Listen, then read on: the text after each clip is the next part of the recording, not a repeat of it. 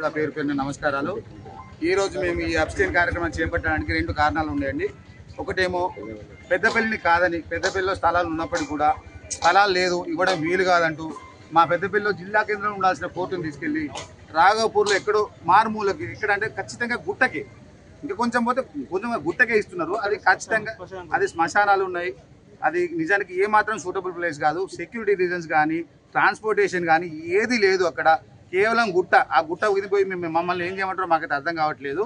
దయచేసి ఈ ప్రయత్నాన్ని విరమించాలి. ఎందుకంటే పెద్దపల్లి కేంద్రంలోనే జిల్లా కోర్టు ఏర్పాటు చేస్తామని చెప్పేసి గౌరవ ఎమ్మెల్యే గారు ఎలక్షన్ కంటే ముందు మాకు ఖచ్చితంగా వాగ్దానం చేయడం జరిగింది. మా అందరి ఓట్లను వారు తీసుకోవడం జరిగింది. మేమే కాకుండా మా క్లయింట్లకు మేము ఇన్ఫ్లుయెన్స్ చేసినాము.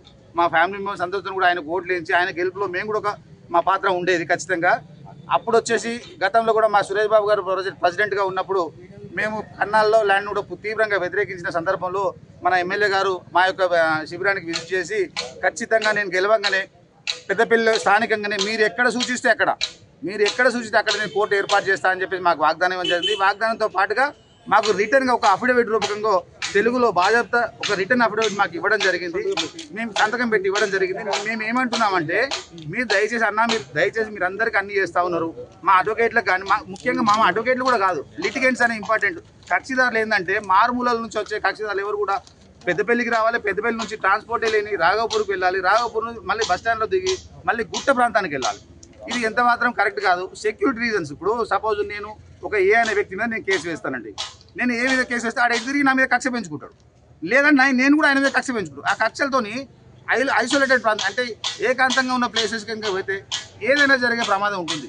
పైగా అదొకటే కాకుండా వైల్డ్ యానిమల్స్, ఇది గుట్ట ప్రాంతం, ఏదో మన ఇండ్లలో తిరిగే ప్రాంతం, అక్కడ గుట్ట ప్రాంతం కాబట్టి ఖచ్చితంగా కోతులు ఉంటాయి, పాములు ఉంటాయి, గుడ్డేలుగులు ఉంటాయి, విన్నరా, ఇటువంటి వైల్డ్ యానిమల్స్ ఉంటాయి. దీంతో కూడా విపరీతంగా ప్రాబ్లం ఉండే అవకాశం ఉంటుంది. కాబట్టి దయచేసి మా ఎమ్మెల్యే గారి కోటే మా భారత అసోసియేషన్ తరఫున విజ్ఞప్తి చేసేది ఏంటంటే, దయచేసి అన్న మీరు అందరికీ అన్ని చేస్తున్నాం, మేము అడ్వకేట్లు మీకు అన్యాయం చేయలేదు, మీకు ఖచ్చితంగా మేము సపోర్ట్ చేసినాము, ఎంత చేయనో అంతకంటే ఎక్కువ చేసినామన్నా. నేనైతే ముఖ్యంగా అందరం చేసినాము. మీకు దయచేసి మనసు మార్చుకోండి.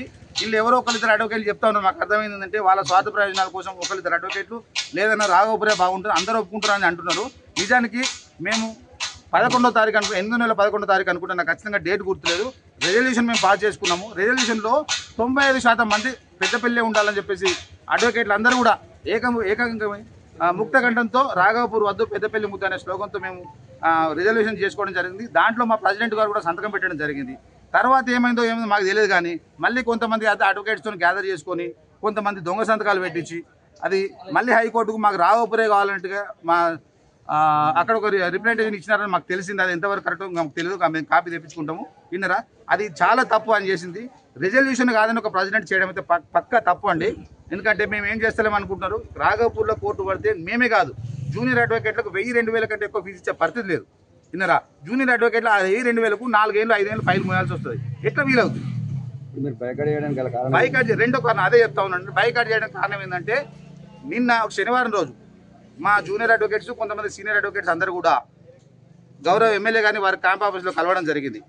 అయితే అన్న మీరు ఇట్లా మాట ఇచ్చింది కదా, మాకు అప్పుడే రూపకంగా ఇచ్చింది కాబట్టి ఖచ్చితంగా మీరు దయచేసి ఆ మాట మీద నిల్చోండి, మాకు పెద్దపల్లి జిల్లా కేంద్రంలో కోర్టు ఏర్పాటు చేయండి అంటే, లేదు అది వీలు కాదు, అది మీరు ఏ ల్యాండ్ చూపించినా అది వీలు కాదు, ఖచ్చితంగా మీరు రాఘవపూర్ పోవాల్సిందే, మీరు ఏమైనా చేసుకోండి అనుకుంటూ కొంత నేను ఇంకా వాళ్ళు మా అడ్వకేట్లు మాట్లాడితే ఎవరైతే ఫేస్ చేసి నేను మీటింగ్ నేను వెళ్ళలేదండి.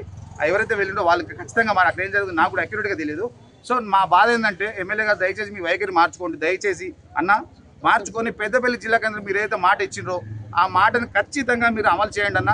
లేకపోతే మా బాధలు మేము పడతా ఉన్నా, మీరు మిమ్మల్ని ఎదిరించాల్సిన దుస్థితి వస్తుంది.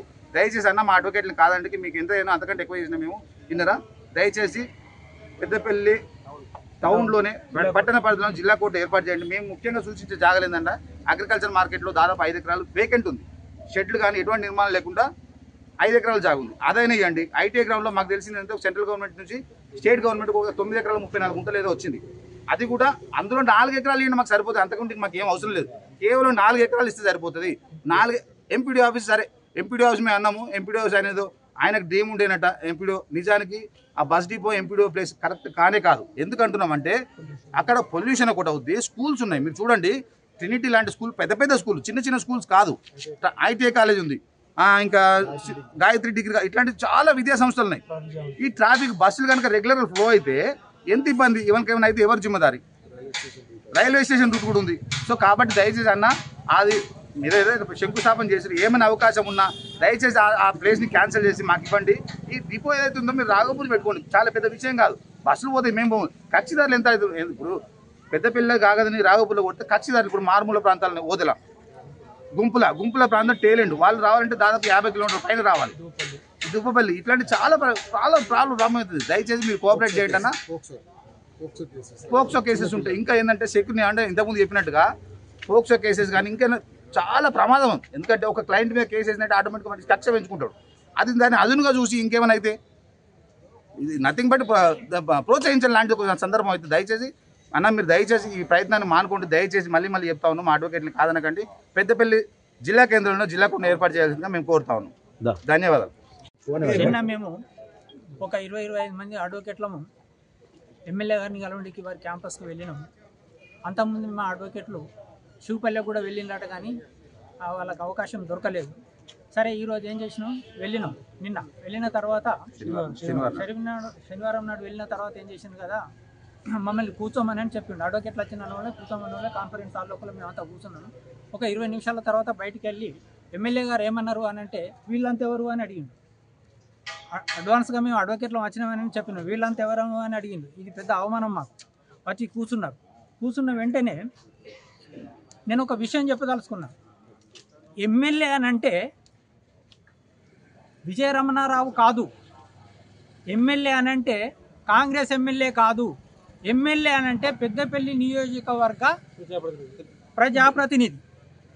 ఆ విధంగా మేము ఏం చేసినాం, మేము పోయి కలిసినప్పుడు వారికి మేము గౌరవించుకోవాలనే ఉద్దేశం కొద్దీ ఒక బోకే ఒక శాలువ తీసుకొని వెళ్ళినాం. అదే విషయం నేనే ముందు పడి మీకు ఫెలిసిటేషన్ చేస్తామంటే అవన్నీ ఏం అవసరం లేదు, మీరు ఏం మాట్లాడకండి, మీకు దండం పెట్టి చెప్తా అన్నా, అది రాదు, మీకు నేను ఇవ్వదలుచుకోలేదు, మీరు మాకు కోఆపరేట్ చేయాలి అని చెప్తాను. అంటే మేము ఏం మాట్లాడతాం అనేది కూడా తీసుకోవడానికి ఆయన ఇంట్రెస్ట్గా లేడు. అయితే ఇదే విషయంగా మేము అడిగినాం, మీరు ముందే మాకు ఇచ్చింది కదా మాట, మేము మీ దగ్గరికి వచ్చింది కాదు, మా శిబిరం దగ్గరికి వచ్చిండ్రు, మీకు అనుకున్న కాన్నే మేము కోర్టు కట్టిస్తామన్నారు. ఇటు మేబీ ధాన్యం మార్కెట్ కావచ్చు, పాత కోర్టు కావచ్చు, ఎంపీడీఓ ఆఫీస్ కావచ్చు, ఐటీఐ కావచ్చు, మీరు ఎక్కడ కోరుకుంటే అక్కడ నేను కట్టించే బాధ్యత నాది. ఇంతకుముందున్న ఎమ్మెల్యే గారు మరియు వాళ్ళ యొక్క బంధువులు కలిసి వాళ్ళ స్వార్థం కోసం ఇలా చేస్తుండ్రు. అలా కాకుండా నేను మాత్రం నిస్వార్థంగా మీకోసం చేస్తానని మాట ఇచ్చిండు కదా, ఈ విషయం ఏమిటి అని అంటే దాని మీద కొద్దిగా ఆయన రాసి అయిపోయి మీరు ఏం చేసుకుంటారో చేసుకోండి అంటూ వెళ్ళిపోయే పరిస్థితి తీసుకొచ్చిండు. అట్లా పైకి వచ్చి అట్లా చేసిండు. కాబట్టి ఇది ఎంతవరకు కరెక్టు? మా ఎమ్మెల్యేను మేము గౌరవించుకోవద్దా అంటే ఇప్పుడు ఏమంటారు, మీకు ధాన్యం మార్కెట్ ఇవ్వాలని అనుకుంటే చెప్పు తీసుకొని కొడతారు, చెప్పు తీసుకొని కొడతారు. ఎవరిని? నన్ను. అంటే ఎమ్మెల్యే గారిని చెప్పు తీసుకొని కొడతారు అంటే యావత్ పెద్దపల్లి నియోజకవర్గాన్ని చెప్పుకొని కొడతారు అని అర్థం. ఎమ్మెల్యే అంటే ఆయన ఒక ఇంటి మనిషి కాదు, ఆయన వ్యక్తి కాదు. మాకు ఇప్పుడు ఏంటంటే ప్రజాప్రతినిధి. ఆయనను కొడతానంటే మా అందరికీ చెప్పు దెబ్బలు పడ్డట్టే. ఎలా అంటాడు ఆ మాట? ధాన్యం మార్కెట్ కోల్పించడం అంటే దానికి ఏమైనా స్క్వేర్ యార్డ్స్ ఉంటుందా అండి? ఇగో ఇంత ఉండాలనేది. ఈస్ట్ సైడ్ ఒక 4-5 ఎకరాల భూమి ఉంది, అది ఖాళీ ఉంది. ఇలా వడ్లు వస్తలేవు, ఐక్యపీ కేంద్రాలనే అమ్ముకుంటా ఉన్నారు. మిగతా ధాన్యం అంతా అటే పోతుంది. ఒక్క కాటన్ సైడే, ఆ కాటన్ కూడా అంతంత మాత్రమే కట్ చేస్తే అయిపోతుంది. మిగతా ఖాళీ ప్లేస్ ఉన్నది, అది మాకు ఇవ్వమనంటే మీకు ఎందుకంత ఇబ్బంది అవుతుంది? ఇకపోతే ఎంపీడీఓ ఆఫీసు మా చిరకాల వంచండి. ఆర్టీసీ అంటే ఎంపీడీఓ ఆఫీసును ఎవరు తరలించిందండి అక్కడికి వెళ్ళి? ఎంపీడీఓ ఆఫీసు తన జాగాలో తనే ఉన్నట్టయితే ఈ చిరకాల వంచ ఏమవుతుండే? పోతుండే పోనీ అక్కడ కాకపోయిన పర్లే. మాకు ఇంతకుముందు ఇక్కడ కూనారం దగ్గర ఒక 6 ఎకరాల ప్లేస్ ఉన్నది అని చూపెట్టింది. అది మాకు అనుకూలంగా లేదు, పోవడానికి తొవ్వ బాగా లేదు అని అన్నారు. అదే 6 ఎకరాల ప్లేసు ఇప్పుడు ఇక్కడ ఏదైతే కంజెస్టెడ్ ప్లేస్ లోపల మీరు ఆర్టీసీ డిపో ఎస్టాబ్లిష్ చేయాలని అనుకుంటారో దాన్ని తీసుకుపోయి అక్కడ పెట్టండి. బస్సే కాబట్టి ఎట్లయినా పోతుంది, మీకు అనుకూలంగా ఉంటుంది, మాకు ఇక్కడ అనుకూలంగా ఉంటుంది. మాకే కాదండి, మా స్వార్థమే కాదు, ప్రజల యొక్క బాగోగులు కోరి మేము ఇదంతా కొట్లాడుతూ ఉన్నాం. ఇక ఇంకొకటి ఏంటిది అని అంటే, ఆ ఏరియాను చూసినట్టయితే వామన్ రావు యొక్క దంపతుల హత్య మీకు తెలుసు. ఇక్కడికి వెళ్ళి ఒక కేక వేస్తే ఇనేపోయే దూరం లోపలనే నడి రోడ్డు మీద పట్టపగలు అడ్వకేట్లను నరికి చంపినటువంటి వైనం. మనుషులకు ఉన్న శత్రుత్వం అలా ఉంటుందండి. అలాంటి ఏరియా లోపల తీసుకుపోయి మమ్మల్ని పడేస్తే ఇంతకుముందే మా సోదరుడు చెప్పినట్టు అడ్వకేట్ మీద కోపం ఉండవచ్చు, జడ్జీల మీద కోపం ఉండవచ్చు, క్లయింట్ల కోపం ఉండవచ్చు. అక్కడ జరగనటువంటి ఘోరాలు జరిగే అవకాశాలు ఉన్నాయి. ఎందుకు చేస్తుండండి ఇలాంటి? ఇవి మాకు నచ్చడం లేదు. మాకు ఖచ్చితంగా మీరు అనుకున్నట్టయితే ఈ ధాన్యం మార్కెట్ను అదే రాఘపూర్ ఏరియాకు మరల్చండి. ఇవాళ ఏంది అని అంటే ఎడ్ల బండ్లు రావడం లేదు ధాన్యం మార్కెట్కు, లారీలు ట్రాక్టర్లు వస్తున్నాయి. ఈ లారీలు ట్రాక్టర్లతో అక్కడ యూటర్న్ తీసుకోవడం వలన పెద్ద డిస్టర్బ్ అవుతుందండి అక్కడ. కాబట్టి ఇవన్నీ అక్కడికి రాఘపూర్ పోయినట్టయితే లారీలు కానీ ట్రాక్టర్లు కానీ ఎంతో బాగా ఉంటుంది, సౌకర్యంగా ఉంటుంది. మాకు ఇది చాలా బాగా ఉంటుంది. మీరు ఇక్కడ ధాన్యం మార్కెట్ లోపల మహిళా పోలీస్ స్టేషన్ ఇచ్చిండ్రు, అప్పుడు వాళ్ళు ఎవరు చెప్పులు పట్టుకొని రాలేదా? సబ్ స్టేషన్కి ఇచ్చిండ్రు, వాళ్ళు ఎవరు చెప్పులు పట్టుకొని రాలేదా? షటిల్ కోర్టుకి ఇచ్చిండ్రు, వాళ్ళు ఎవరు చెప్పులు పట్టుకొని రాలేదా? ఒక్క అడ్వకేట్లకి ఇవ్వాలంటే నేను చెప్పులు పట్టుకొని వస్తానులా, ఎందుకు మమ్మల్ని చెప్పులతో కొట్టిస్తాను యావత్ పెద్దపల్లి ప్రజానీకాన్ని? దీన్ని మేము తీవ్రంగా ఖండిస్తున్నాం. యాక్చువల్గా మాకు ఇచ్చినటువంటి హామీ ప్రకారం పెద్దపల్లి పట్టణంలోనే కోర్టు భవనాన్ని ఏర్పాటు చేస్తామని మాట ఇచ్చారు ఎమ్మెల్యే గారు. అండ్ అదేవిధంగా ఇప్పుడు ప్రపోజ్ చేసినటువంటి ల్యాండ్లో ఉన్నటువంటి సమస్యల గురించి చెప్పడానికి మేము ఒక 25 మంది అడ్వకేట్లము ఎమ్మెల్యే గారి క్యాంప్ ఆఫీస్కి శనివారం రోజున వెళ్ళడం జరిగింది. వెళ్ళిన తర్వాత మేము అడ్వకేట్లో వచ్చినామని చెప్పేసి ఇన్ఫర్మేషన్ ఇచ్చినాం. బయట కూర్చోమన్నారు. బయట ఒక 20-25 నిమిషాల పాటు వెయిట్ చూసిన తర్వాత వారు వచ్చి డైరెక్ట్గా మీరు అడ్వకేట్లా అన్నారు. అండ్ ఈ సమయంలోనే శంకర్ సార్ గారు సన్మానం చేస్తామని జస్ట్ షాలో కప్దామని చెప్పేసి లేస్తే అవసరం ఏంటి అట్లాంటి సోదా అవసరం లేదు, ఫస్ట్ విషయం ఏదో చెప్పండి అన్నారు. మీరు ఇచ్చినటువంటి మాట ప్రకారం మాకు పట్టణ పరిధిలోనే కోర్టు ఏర్పాటు చేయాలని చెప్పేసి మేము వారిని అడగడం జరిగింది. వెంటనే అసలు పట్టణ పరిధిలో కోర్టు ఏర్పాటు చేయడం జరగదు, అలాగే రాఘవపూర్లో ఫిక్స్ అయిపోయింది, ఇంకా వెళ్ళిపోండి అని చెప్పి సీరియస్గా అన్నారు. ఇదే సమయంలో మేము అందరం కలిసి మీరు మాకు మాట ఇచ్చిరు కదా సార్, ఆ మాట ప్రకారం నిలబడండి, మాకు 2 నిమిషాలు కనీసం మాట్లాడడానికి సమయం ఇవ్వండి అని అడిగినా సరే మీరు ఏం చేస్తారో చేసుకోండి అని డైరెక్ట్గా మాకు ఎట్లాంటి అవకాశం ఇవ్వకుండా ఎంత రిక్వెస్ట్ చేసినా పట్టించుకోకుండా వెళ్ళడం జరిగింది. ఇదే విషయాన్ని మేము ఖండిస్తున్నాం. అలాగే ఖండిస్తూ ఈ రోజున పెద్దపల్లి బార్ అసోసియేషన్ తరఫున మేము అబ్స్టైన్ చేయడం జరిగింది. మాకు మద్దతుగా నందిమేడారం, సుల్తానాబాద్, గోదావరి కానీ మంతని బార్లు కూడా సహకరిస్తున్నారు. వాళ్ళందరికీ కృతజ్ఞతలు తెలుపుతున్నాం. అలాగే పాతికేయ మిత్రులకు కూడా కృతజ్ఞతలు తెలుపుతున్నాం. Thank you so much sir.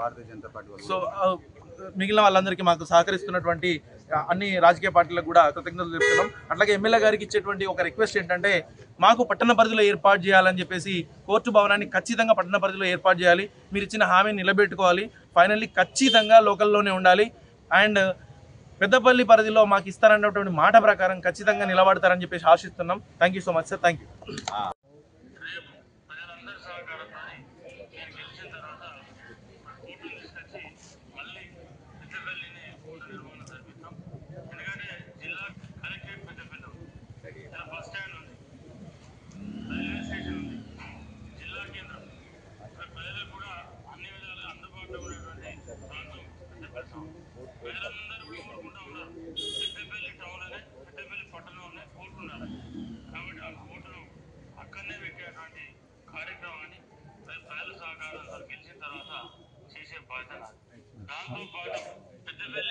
ఇది మన ఎమ్మెల్యే గారు బార్ అసోసియేషన్కి వచ్చి వారే మాకు హామీ ఇవ్వడం జరిగింది. అప్పుడు మేము టెంట్ వేసి ఉద్యమాలు చేస్తుంటే ఆయన గెలిచిన తర్వాత పెద్దపల్లి పట్టణ కేంద్రంలోనే టౌన్లోనే జిల్లా కోర్టు కాంప్లెక్స్ను కట్టిస్తారని మాట వాళ్ళే ఇచ్చారు. వాళ్ళు అఫిడవిట్లో పెట్టారు. ఆ విషయాన్ని గురించి నిన్న పోయినప్పుడు మా సీనియర్ సార్ ఇప్పుడు ఈ బుకే చాలా తీసుకుపోయినాం. ఒక ఎమ్మెల్యేని కలిసినప్పుడు కనీసం మర్యాదగా ఒక బుకే ఇచ్చి చాలా గొప్పల ఉద్దేశంతో మేము పోయినాం. ఈ బుక్ని తీసుకోకుండా గౌరవ సీనియర్ ఒంగూరు శంకర్ ఉంటే ఆగండి, అవేం వద్దు, అదేం వద్దు, మీరు మాట్లాడుకుందామని ఆ రకంగా మాట్లాడే మమ్మల్ని అవమానించి, అంటే మేము కనీసం ఒక బుకే ఇచ్చి శాలువా కప్పి మాట్లాడదామంటే అంత టైం కూడా ఇవ్వలేదు. కావాలంటే మేము చెప్పేది వాళ్ళు ఏమైనా అలిగేషన్స్ పెడితే మీ ఎమ్మెల్యే ఆఫీసులో కెమెరాలు ఉన్నాయి, ఒక్కసారి తీసి చూపించండి. ఎవరిని బాగా చేయట్లే. ఒక అడ్వకేట్లో ఇబ్బంది పడ్డ కక్షిదారులను కాపాడే వాళ్ళని తప్ప ఎమ్మెల్యేని బాగా చేస్తాం. మాకు ఏ అవసరం అండి? మీరు ఇచ్చిన మాట నిలబెట్టుకోండి.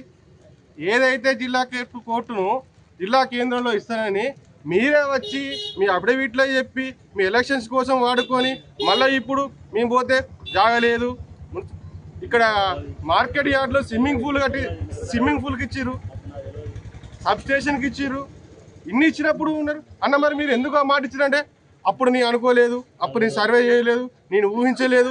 ఒక ఎమ్మెల్యే స్థాయిలో ఉన్న వ్యక్తి ఇలాంటి మాటలు మాట్లాడామా అంటే నువ్వు వాగ్దానాలు అంటే దీన్ని బట్టి రాజకీయ కోణాలు ఏ ఆలోచించుకోవచ్చు. నోటికి వచ్చిన మాట వాగ్దాన రూపంలో ఇవ్వచ్చు, తర్వాత తప్పచ్చా?